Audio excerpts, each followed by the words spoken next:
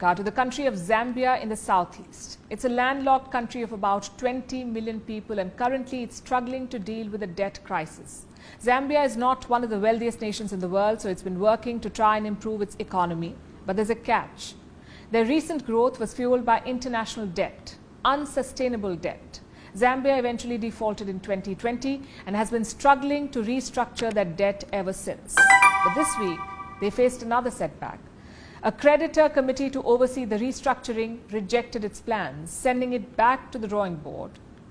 Who were these stern creditors that rejected Zambia's plan? We're talking about debt in Africa, so the committee obviously features China. Our next report has all the details. Always be careful when you take a loan, because there's a thin line between a bank and a loan shark.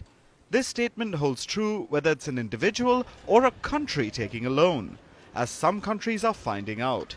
This week, it was Zambia that felt the pinch. Its creditors rejected a proposed debt restructuring plan, and that sent a jolt through the country's already struggling economy. Zambia is heavily in debt, so much so that it was forced to default on its loan obligations back in 2020. That year, Zambia's debt was worth $32.8 billion. Over 18 billion of that was foreign debt, owed to a variety of lenders. You have the usual global lenders, the International Monetary Fund and the World Bank. Then there were loans taken from the open market through financial instruments like dollar-dominated government bonds. These are known as Eurobonds. Zambia borrowed about $3 billion using this financial instrument. And then, of course, there are the bilateral loans, loans issued by foreign nations. For Zambia, like for many other African nations, the largest bilateral lender is China. Beijing is usually secretive about its loans, but Zambia owes China at least $4 billion. We know this because of Zambia's efforts to restructure its debt over the past few years. After defaulting in 2020, Zambia asked for help. Its creditors got together to work out a loan restructuring plan. In June 2022, these bilateral creditors got together to form an official creditor committee. The members include South Africa, France and China. This group worked on restructuring $6.3 billion worth of Zambia's bilateral debt, and that's when it emerged that $4 billion was owed to China. This means that without China's go-ahead, no restructuring is possible.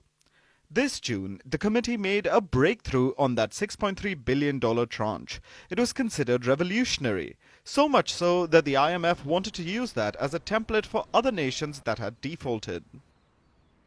This is a breakthrough because of the way the structure of the agreement is being done.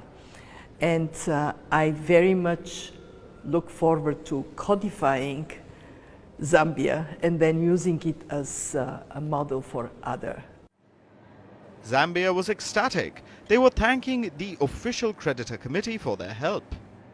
The debt restructuring that we have attained at this time, we really would like to thank the co-chairs, China and France. But on Monday, the same committee created a roadblock.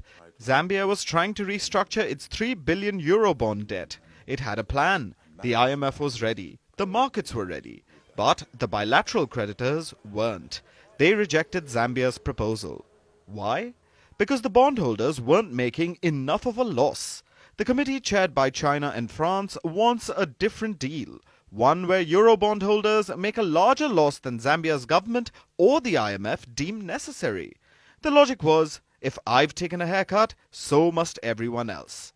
It seems petty, and Zambia has no choice but to listen. This creditor committee has a veto on any deal Zambia tries to make. Confidence in Zambia's economy has been shaken. The value of its bonds has fallen. And not just Zambia, other nations trying to restructure their debt are being seen as a risk, like Ghana and Sri Lanka. It's a chain reaction hurting already battered nations, leading to a vicious cycle of debt and poverty.